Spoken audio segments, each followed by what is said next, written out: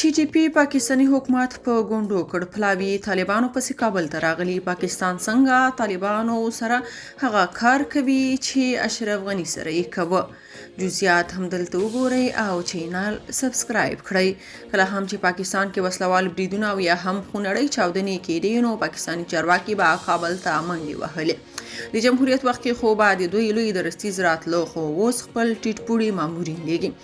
پر پاکستاني پوځیانو د تحریک طالبان پاکستان وروستي بریدونه چې لسګونه پوځیان یې ووژل او یو شمیر پوستې هم ترې فتح کړې. پاکستان ته ښه پلمه په لاس ورکړې تر څو له یوې خوا له نړیوالو امتیازات واخلي او له بلې خوا افغانستان او د افغانستان حکومت بدنام کړي.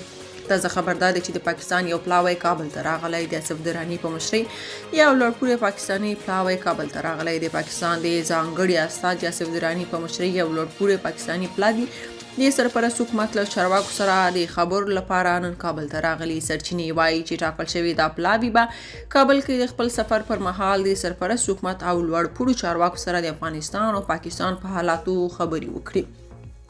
سرچینه وایي یاد پلاوی طالبانو ته ویلي چې له ټي ټي پی افغان خاورې څخه د دوی پر ځواکونو بریدونه کوي او طالبان باید په دې برخه کې پاکستان سره مرسته وکړي تر څو له یاد بریدونو مخنیوی وشي.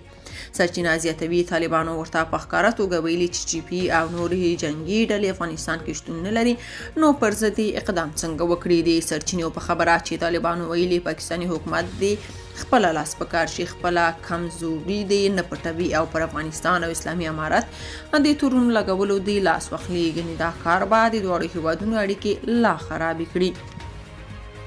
که تاسو په دې اړه څه نظر لرئ په کومنټ کې شریک او چینل سبسکرایب کړئ.